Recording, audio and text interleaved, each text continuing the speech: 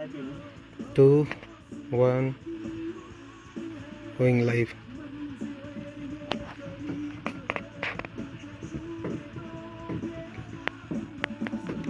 Hello YouTube family. Enjoy Para Anthem.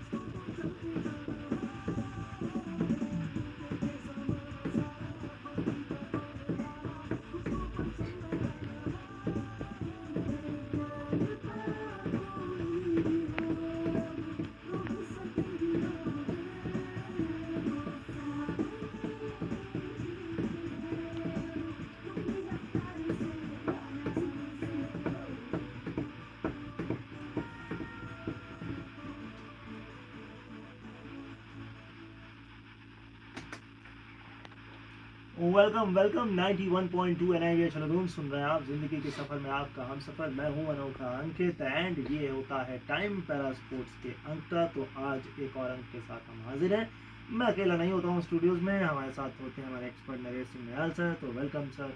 Thank you very much Ajay Ankit. और वो तो बता दो जो अगले हफ्ते से होने वाला है और जो करने वाला है। हाँ बिल्कुल, हाँ, ये भी वो बताना जरूरी है ना। हाँ वो बताना जरूरी है। बिल्कुल। अगले हफ्ते से हम हफ्ते में एक दिन आपको मिलेंगे, वो भी थर्सडे को। एंड अभी हम आपसे लगातार मिल रहे थे पूरे हफ्ते, लेकिन अब हम आपको थर्सडेज को मिलेंगे ताकि ज़्यादा क्वेश्चन आए। हाँ, ताकि ज़्यादा क्वेश्चन आए और ज़्यादा खबरें हों और थोड़ा सा हम उसका ड्यूरेशन भी बढ़ा सकें। अभी हम लोग 5 से 10 मिनट करते हैं, तो हो सकता है 15 मिनट तक हम उसको करेंगे, क्योंकि चीज़ें हो जाएंगी। खैर, तो फिलहाल आज के इस हफ्ते का आज का आखिरी अंक है। उसके बाद नेक्स्ट वीक से एक दिन। एंड सबसे बड़ी चीज़, कहाँ से शुरुआत करें सर? शुरुआत करते हैं बचपन से। कहाँ से खिलाड़ी को या एक प्लेयर बनने की शुरुआत एक पैरा स्पोर्ट्स की कहाँ से करनी चाहिए? अगर स्पोर्ट्स की बात करें, इन जनरल अगर स्पोर्ट्स की बात करें तो शुरुआत के जो 7 साल, खासकर 7 से 9 साल तक उसको हर गेम खेलने देना चाहिए। और हर गेम में जिसमें उसका इंटरेस्ट ज़्यादा लगे, और उस गेम में फिर 9 साल के बाद आप उसको प्रॉपर कोचिंग में डाल सकते हैं। बट जहाँ पैरा स्पोर्ट्स की बात आती है, वहाँ उतना स्ट्रक्चर्ड अभी है नहीं। और उसके बाद में आप उनको वहीं से शुरू कीजिए। आप इनिशियली शुरू कर सकते हैं मूवमेंट से, जो अलग अलग मूवमेंट्स हैं, डायरेक्शंस के मूवमेंट हैं, ताकि रिफ्लेक्सेस बढ़े उनके, है ना। ये खासकर जो CWSN है उनमें ये देखने को मिलता है कि एक एज के बाद भी उनको प्रॉपरली ये नहीं हो पाता कि डायरेक्शन किधर है, क्या है। क्योंकि जो लोग खेल रहे हैं, जो लोग बचपन से ही दौड़ भाग कर रहे हैं, जो उछल कूद कर रहे हैं, वो तो फिर भी कर लेते हैं। लेकिन जो लोग घरों में रहे हैं और जिन पे थोड़ा सा मैं कहूँगा कि ज़्यादा प्रोटेक्टिव तरीके से उनका लालन पालन हुआ है, तो वहाँ पर थोड़ा सा हो जाती है। लेकिन राइट एज वही है, 7 to 9, 2 साल ये सब कुछ खेलने दीजिए उन्हें। और 2 साल के बाद में उनको आप प्रॉपर जिसमें उनका इंटरेस्ट है 2-3 गेम सेलेक्ट कर लीजिए, और अगले 2 साल 2-3 गेम में ले जाइए। प्रॉपर कोचिंग के अंडर लेके जाइए, कोचेस के अंडर लेके जाइए, और उसके बाद आपको पता लग जाएगा कि इसको कहाँ बढ़ाना है। Same goes with para sports, क्योंकि पैरा स्पोर्ट्स अब पहले की तरह नहीं रह गया, बहुत कॉम्पिटिटिव हो गया है, और आपको प्रॉपर कोचिंग लेनी ही पड़ेगी। बिल्कुल। और कोचिंग का सवाल भी है, वो बाद में, मगर पहले इसी पर थोड़ा सा एक इसको एक्सटेंड करते हैं। वो ये कि स्कूल मीट्स, स्पोर्ट्स मीट्स, और हम ये कह सकते हैं इंटर स्कूल चैंपियनशिप्स, क्या इस वक्त है पैरा स्पोर्ट्स में, और क्या हम भविष्य में देख सकते हैं? अंकित, अगर बात करें पैरा स्पोर्ट्स में अभी नहीं है, जैसे कि हम एनुअल स्पोर्ट्स और ये सब देख रहे हैं स्पेशल स्कूल से। जैसे हमारे यहाँ की बात करें तो हमारे यहाँ एनुअल स्पोर्ट्स होता है, क्योंकि हमारा स्पेशल स्कूल है और हम लोग उसमें करते हैं। बट सब लोगों को कितना मिल पा रहा है ना। हम सिर्फ अपना स्कूल नहीं देख सकते, हम बाहर भी जो स्कूल्स हैं या जो NGOs हैं जो लोग कर रहे हैं, वहाँ कितना स्पोर्ट्स होता है। नॉर्मली या तो वो इंक्लूसिव सेटअप में है या कैसे, जो मैंने देखा है, जितना मेरा अनुभव है, वो ज़्यादातर ऐसा होता है कि एनुअल स्पोर्ट्स होता है, उनको एक कुछ रेस, एक रन करा देते हैं या कुछ करा देते हैं, और उनको मेडल दे देते हैं। मतलब कहने का मतलब यह है कि, लेकिन उनके लिए वो कॉम्पिटिटिवनेस तो आई नहीं ना भाई। वो किसके साथ कम्पीट करेंगे? कम्पीट करेंगे तो अपनी कैटेगरी के साथ करेंगे, और अगर मेडल जीतेंगे तो वहाँ जीतेंगे। यहाँ तो मेडल दिया जा रहा है उन्हें, मेरे अगर सही से देखा जाए तो दिया जा रहा है, वो जीता नहीं है उन्होंने। असल में देखा जाए तो आपने पूरा किया तो दे दिया, है ना। तो वो वाली बात हो जाती है।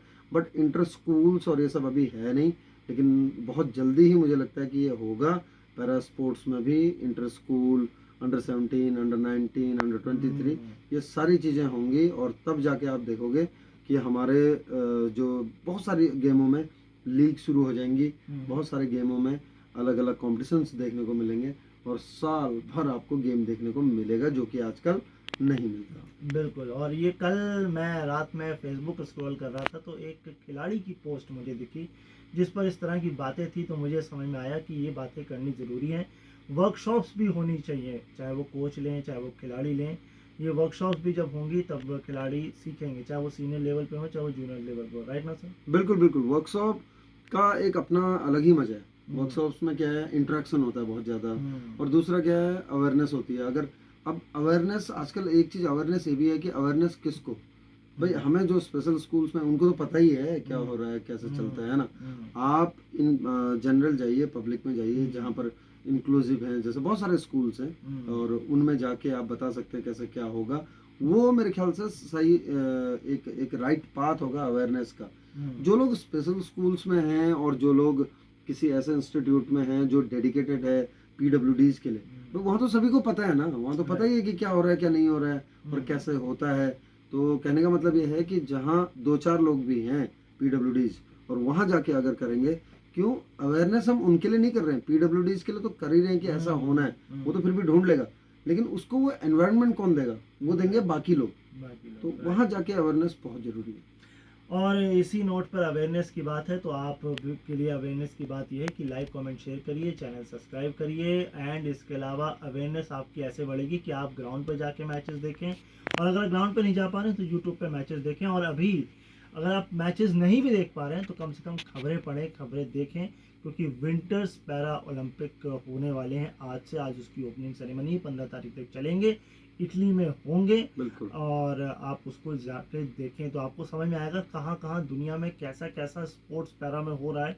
आइस हॉकी सोचिए वहाँ पर हो रहा है, स्नो बोर्ड हो रहा है, तो ये सारे स्पोर्ट्स आपको देखने को वहाँ पे मिलेंगे, देखने सुनने को मिलेंगे। अब स्टूडेंट्स की बात हो गई, बच्चों की बात हो गई, तो हम शिफ्ट करते हैं ट्रांजेक्शन कोच के ऊपर। सर, कोच बाहर से देखने पे लगता है बड़ा फैसिनेटिंग जॉब है, कितनी फैसिनेटिंग है, कितनी कठिन है, और अगर आपका जो आप जिसको सिखा रहे हैं, जिस खिलाड़ी को, अगर वो नहीं सीख पा रहा तो फिर कैसे उस पर काम करते हैं? ये क्वेश्चन एक बहुत, मैं कहूँगा कि बहुत डीप क्वेश्चन है, और उसके बाद में बहुत ही इमोशनल क्वेश्चन भी है। कोचिंग की अगर बात करें तो कोचिंग एक बहुत अलग चीज़ है। मैं कोच को बोलता हूँ ह्यूमन इंजीनियर, है ना। एक जो इंजीनियर होता है वो डिजाइन करता है, और उसके बाद उसमें लेबर लगता है और उसको कंस्ट्रक्शन किया जाता है घर का। सेम चीज़ है कोचिंग। आप अगर देखो तो कोचिंग में होता क्या है, एक आपके पास आता है एक खिलाड़ी जो जीरो होता है, बिल्कुल जीरो से आप उसे अलग अलग लेवल के लिए तराशते हैं, और उसके बाद वो किसी दिन जाके इंडिया का नाम रोशन करता है, वो इंटरनेशनल लेवल पे खेलता है। बट जब वो इंटरनेशनल लेवल पे खेलता है तब सबको दिखता है, क्योंकि सबको सीटियां बजानी है और सबको नारे लगाने, बट उसकी जो जर्नी होती है वो कोच और एथलीट के बीच में होते हैं। वहाँ बहुत सारे ऐसे पल आते हैं जहाँ पर एथलीट को लगता है यार क्या मैं सही जगह हूँ, वो बहुत ट्रस्ट इश्यूज आते हैं, और उसके बाद में कई बार कोचेस को भी ऐसा लगता है क्या मैं सही कर रहा हूँ, है ना। जबकि वो ऐसा नहीं है कि कोचिंग किसी उस पर पुराने किसी पद्धति ऐसे चल रहा है। आजकल बहुत ज़्यादा लिटरेचर पढ़ना पड़ता है कोचिंग। और एक चीज़ मैं यहाँ पे क्लियर करना चाहूँगा सुनने और देखने वालों के लिए, लोगों को ऐसा लगता है ना कि जो कोचेज हैं वो मतलब ऐसे ही जिसने खेला वो बाद में कोच बन गया, ऐसा बिल्कुल नहीं है। बहुत पढ़ाई करनी पड़ती है भाई लोग, तो बहुत ज़्यादा पढ़ाई भी है उसमें, लिटरेचर है। अगर आपको अपडेटेड रहना है तो आपको ट्रेनिंग टेक्निक्स जाननी पड़ती हैं, आपको ह्यूमन साइकोलॉजी पढ़नी पड़ती है, आपको किन्सियोलॉजी, बायोमैकेनिक्स और फिजियोलॉजी, एनाटॉमी, ये फर्स्ट एड। क्योंकि जब आप ये देखो ना, अब मैं किसी को कोचिंग दे रहा हूँ, अगर ग्राउंड में कोचिंग दे रहा हूँ, सडनली किसी को कुछ हो गया, उस टाइम में सबसे पहला फर्स्ट एड देने वाला कौन होगा? भाई कोच होगा ना, क्योंकि कोच के साथ काम कर रहा है वो। डॉक्टर्स के पास तो बाद में जाएंगे हम। और जब आप इंटरनेशनल लेवल पर बात करते हैं तब हो सकता है कि आपकी जो पिच है, ट्रेनिंग पिच है, जहाँ पर आप ट्रेनिंग ले रहे हैं वहाँ पे डॉक्टर्स होंगे, बट सबसे पहला कौन देखेगा? कोच ही देखेगा उसे, है ना। कोच ही देखेगा। उसके बाद भी कोच अगर डॉक्टर्स हैं तो उनको बोलेगा, नहीं तो अपने हिसाब से कोशिश करेगा कि जितना उसे है सबसे पहले फर्स्ट एड देके फिर उसके बाद आगे डॉक्टर्स के पास लेके जाएगा। तो कोचिंग का जो जॉब है ना, और कई बार ऐसा होता है कि कई बार बहुत ज़्यादा आपको, हर प्लेयर अलग अलग होगा। सबसे बड़ी बात है कि अगर 10 प्लेयर आपके पास हैं तो 10 इंडिविजुअल्स हैं आपके पास, 10 इमारतें हैं जो अलग अलग तरीके से आपको बनानी है। बस घर एक ही जैसे नहीं होता ना, नहीं, अलग अलग डिजाइन करने पड़ते हैं। राइट, तो आपको क्या है, हर किसी के साथ अलग अलग, किसी के साथ ज़्यादा अटैचमेंट होके करना पड़ता है, किसी के साथ थोड़ा सा आवाज़ आपको मॉड्यूलेशन के साथ करना पड़ेगा, थोड़ा धमका के करना पड़ेगा। कई बार ऐसा होगा कि एक कॉमन टोन में बोलना पड़ेगा आपको। फिर साथ में ये भी ध्यान रखना है कि मेरे जो दूसरी तरफ खड़े हैं, किसी को अगर ज़्यादा ज़ोर से बोल दिया तो उसका परफॉर्मेंस डाउन हो जाएगा। तो ये सारी चीज़ें कोचिंग में आती हैं। बहुत कॉम्प्लेक्स जॉब है एक तरह से, और मैं कहूँगा बहुत थैंकलेस जॉब भी है। क्योंकि आप देखो ना, मतलब कोच आप कर रहे हो, कोचिंग कर रहे हो, सारी तैयारी आप मिल के कर रहे हो, सब कुछ कर रहे हो, लेकिन उसके बाद जब एक प्लेयर जब मेडल जीतता है, उसके बाद कोच होता है उसके साथ? नहीं होता। वो सिर्फ दिल से और उससे होता है। सबसे ज़्यादा खुशी अगर देखा जाए तो कोच को होती है, लेकिन फ्रेम में स्पॉटलाइट जितनी चीज़ें हैं वो कौन ले रहा होता है? वो प्लेयर ले रहा होता है। तो कोचिंग एक बहुत मतलब एक तरह से बहुत कॉम्प्लेक्स जॉब है, बट जिसको कोचिंग में मज़ा आता है वो बहुत अच्छी कोचिंग भी कर सकता है। और एक और मैं यहाँ पर एक मिथ है कि जो बहुत अच्छा खिलाड़ी है तो बहुत अच्छा कोच भी बन सकता है। ऐसा नहीं है, बिल्कुल भी नहीं है ऐसा। ये मैं भी मानता हूँ और ये प्रूवन है। ये तो प्रूवन है ना, बिल्कुल। कि आप कोचिंग कैसे देखते हो, आप कोचिंग को कैसे देखते हो, वहाँ से आप कोच बन सकते हो। आप बहुत टैलेंटेड प्लेयर हो सकते हैं, आप बहुत ज़बरदस्त प्लेयर हो सकते हैं अपने टाइम के, बट कोचिंग को आप कैसे देखते हो, दूसरों में कितना इम्पार्ट कर पाते हो, दूसरों से कितना एक्सट्रैक्ट कर पाते हो, कितना उनसे निकाल पाते हो, वहाँ से आपकी कोचिंग डिसाइड होगी कि आप कोच कैसे हो। राइट। और अगर मैं इस बात को एक्सटेंड करूं तो अभी आप देखेंगे इंडिया ऑस्ट्रेलिया के बीच बायलैटरल जो है कुछ ये हुआ था कि कोचिंग ट्रेनिंग दी गई थी, और ये अभी रिसेंटली होके हटा है।